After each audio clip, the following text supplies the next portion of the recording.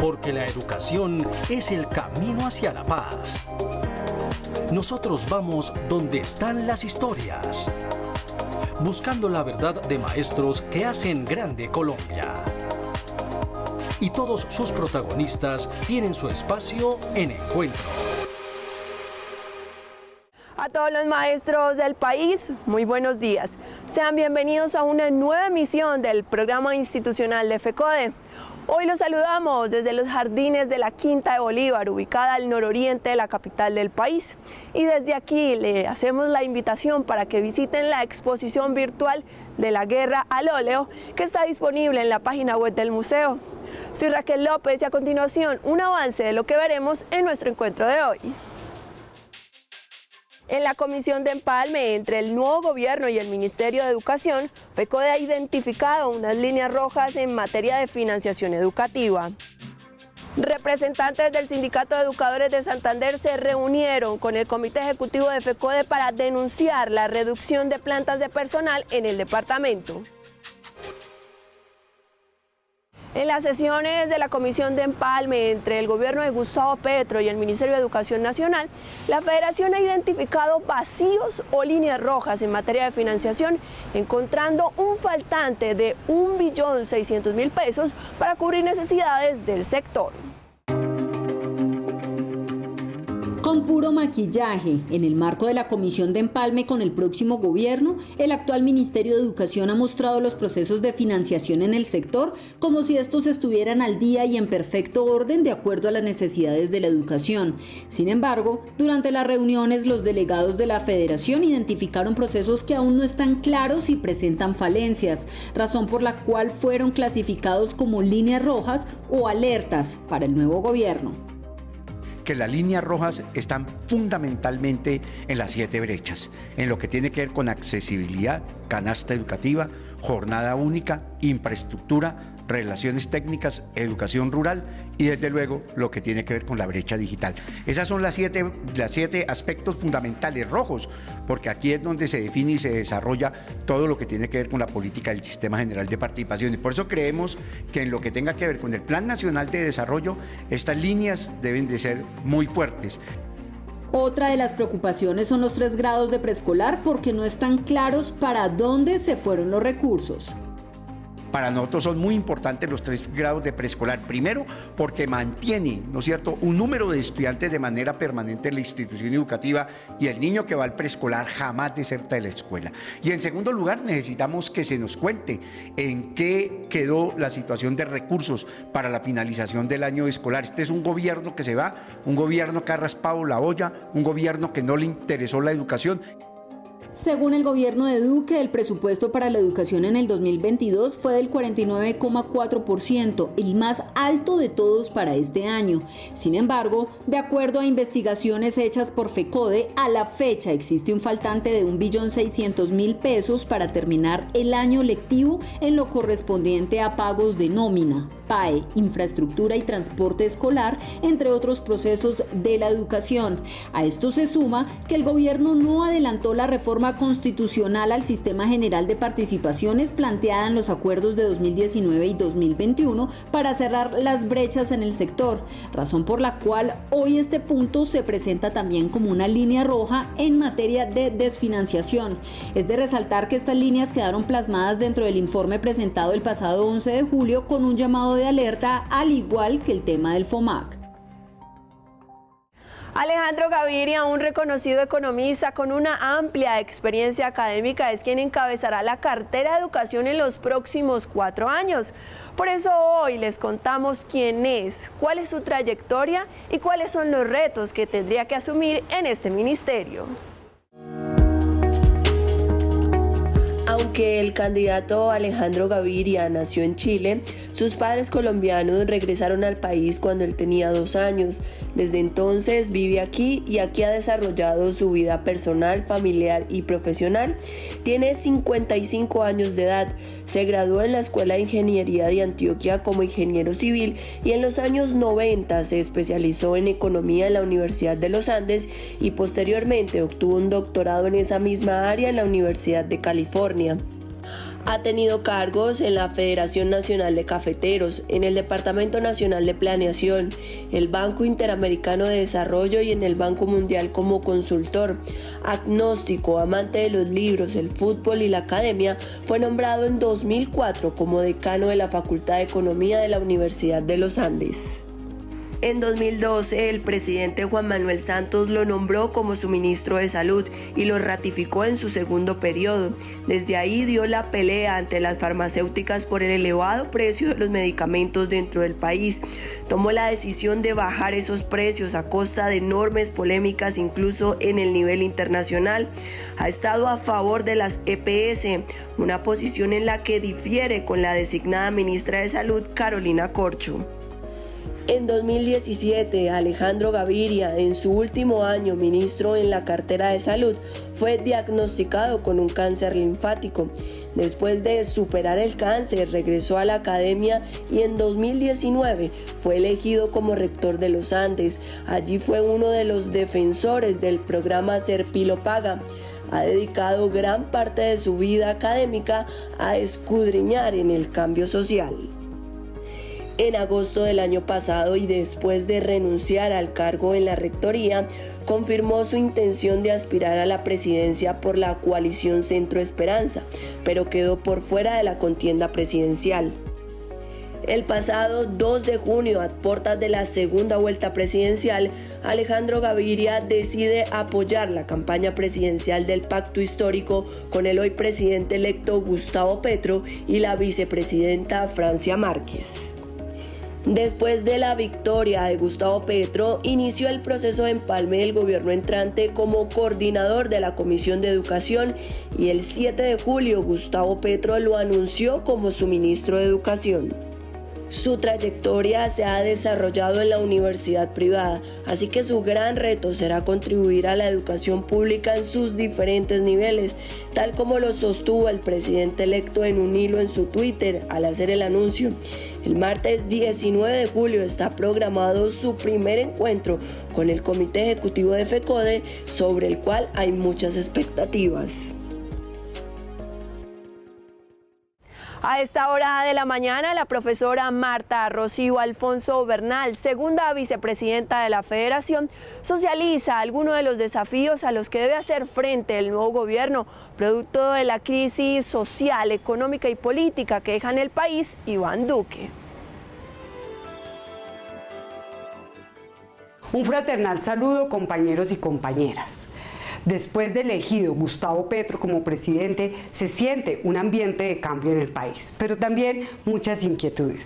La profunda crisis en que deja el gobierno de Duque al pueblo colombiano se siente en lo económico, en lo social y en lo político. Crisis que tiene que afrontar el nuevo gobierno con reformas estructurales.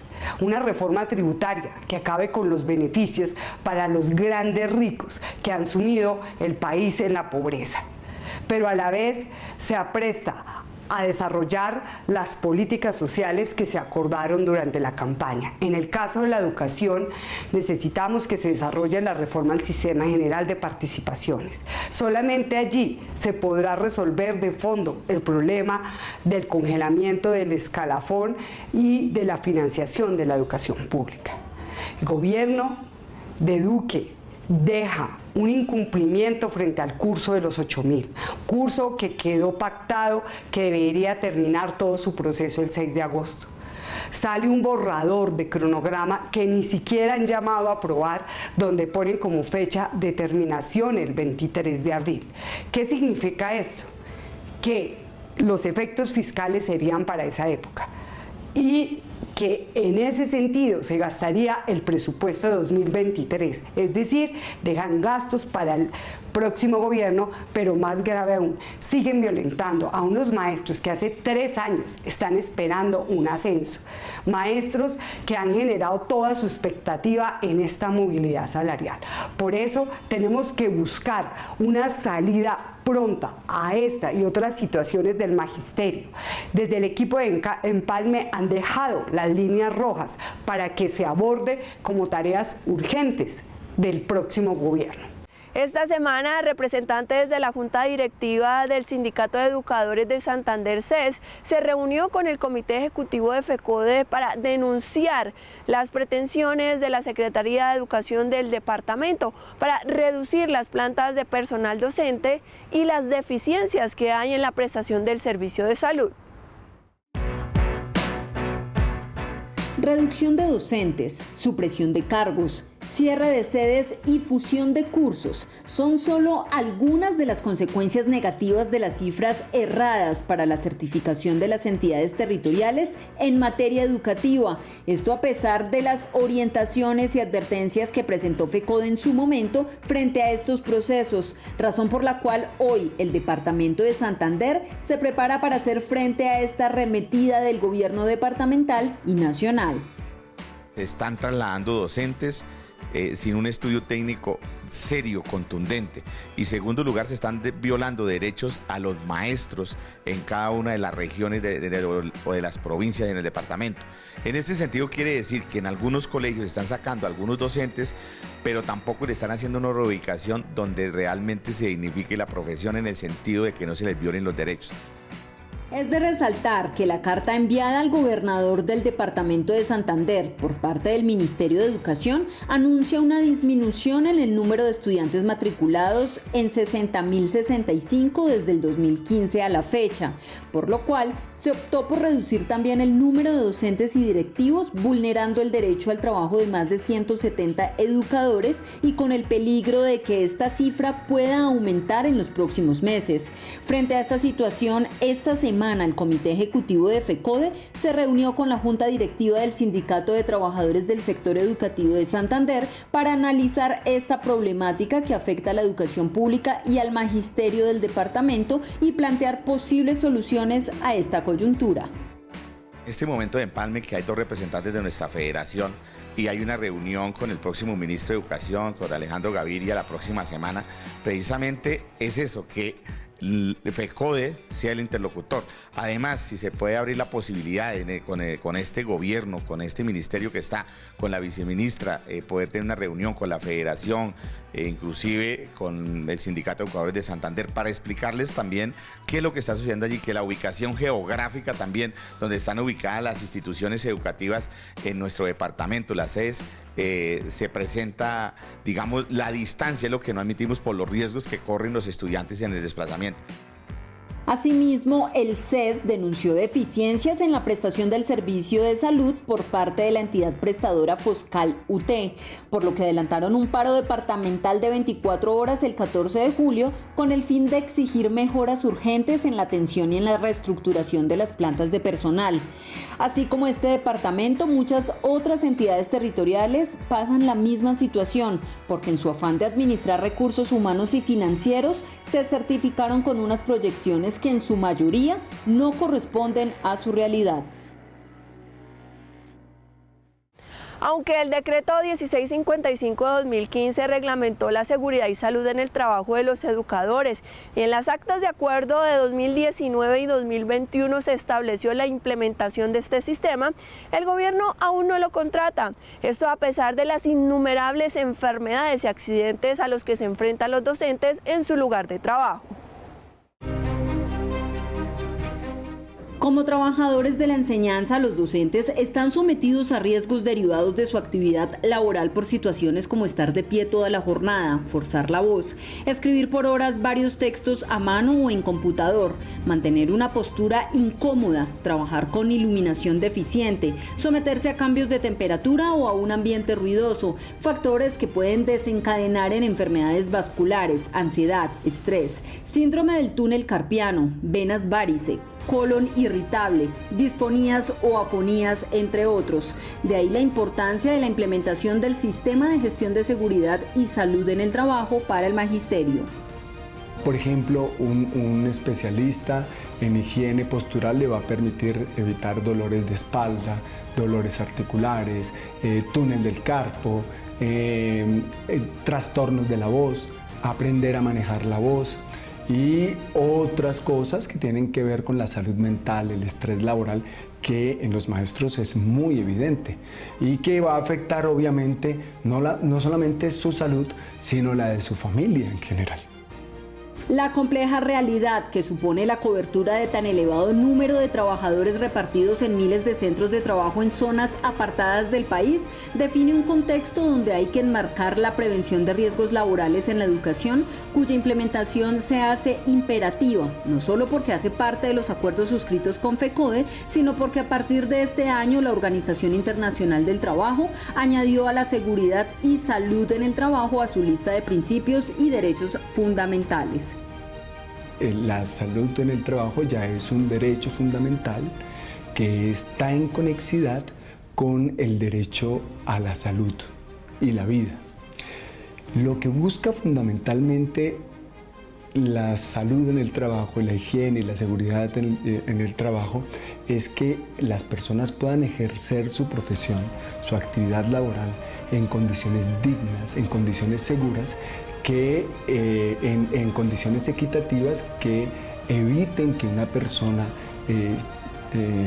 ejerciendo su actividad profesional se enferme por las condiciones que están en el trabajo. Hoy el sistema está en riesgo por las pretensiones de Duque de dejar amarrado este contrato y separarlo del de salud. Esto a pesar de que la implementación de la seguridad y salud en el trabajo en el sector educativo es fundamental para prevenir y disminuir la posibilidad de accidentes y enfermedades laborales de los docentes. Por ello se hace necesario exigir al gobierno nacional que se cumpla la ley 1562 que reglamentó el decreto 1655 de 2015 y el cual lleva un atraso de más de 7 años debido a la falta de voluntad del Estado y de recursos para reglamentarlo e implementarlo. En Encuentro, información de interés para los docentes del territorio nacional. Un cordial y respetuoso saludo para todos los maestros y maestras de Colombia, para sus familias.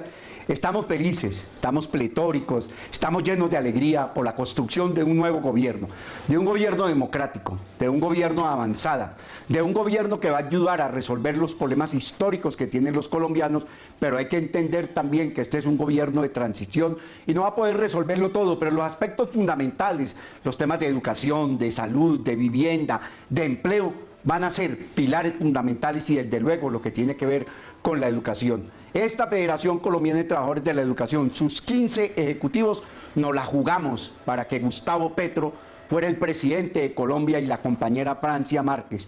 Desde luego que los dos significan una representación del pueblo colombiano, de la gente que históricamente venía siendo desconocida, venía siendo excluida. Por esa razón, compañeros y compañeras, tenemos que trabajar con este gobierno, un gobierno que nosotros ayudamos a elegir y que desde luego ayudaremos a que se fortalezca y a que crezca como un gobierno democrático donde los pilares fundamentales son el pilar de la vida, el pilar de la educación, el pilar de la salud. Y como lo ha planteado Gustavo Petro y Francia Márquez, somos la potencia, ¿no es cierto?, mundial de la vida. En segundo lugar, yo quiero llamar a los 15 compañeros ejecutivos de la Federación con todo el respeto y el cariño. Aquí tenemos unas contradicciones internas.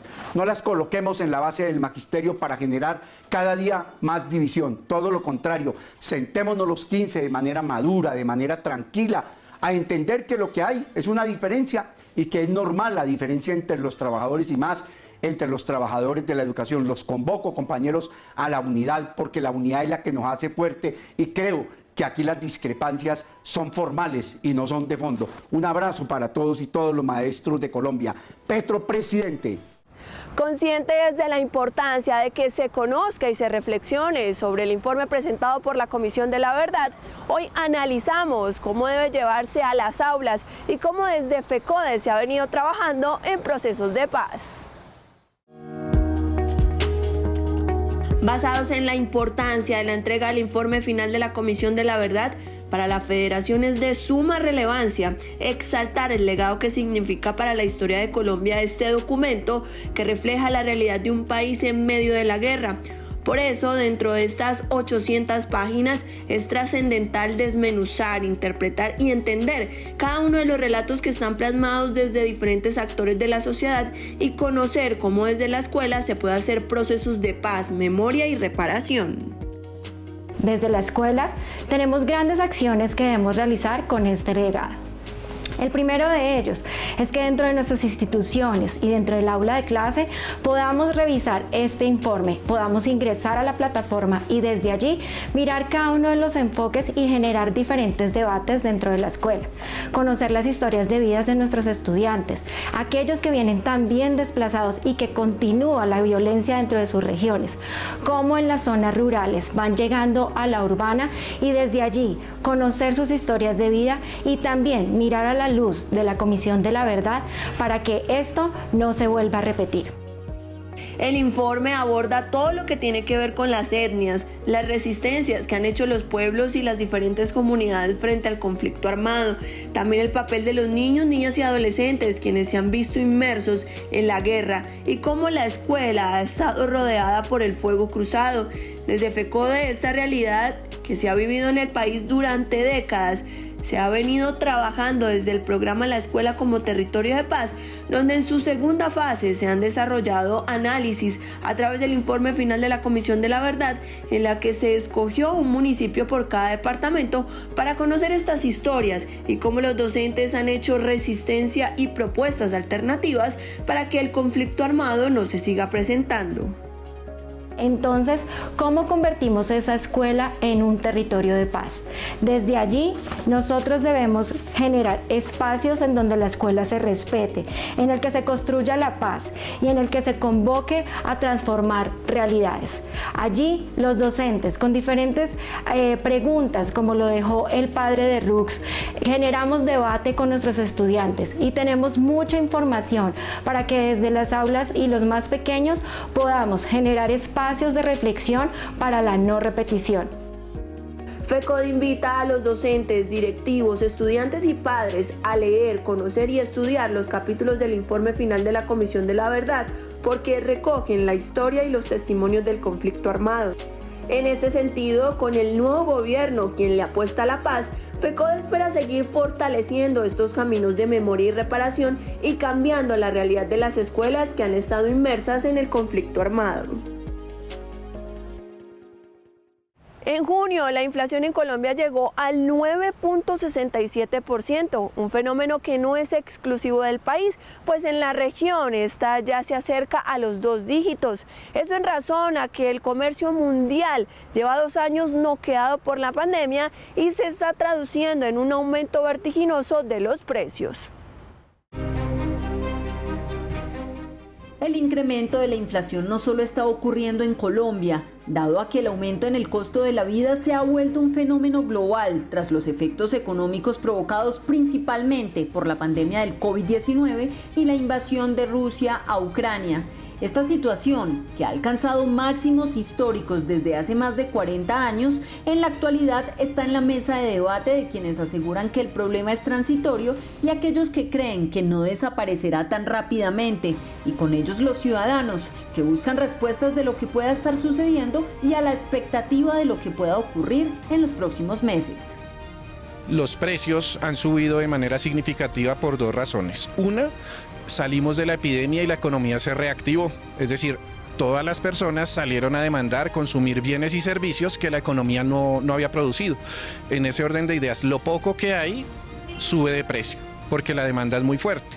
Luego, pensamos que esto era temporal y pues digamos que efectivamente así hace de ser, pero luego surge la guerra entre Rusia y Ucrania y nos damos cuenta que pues es un sitio estratégico para temas de alimentos, fertilizantes.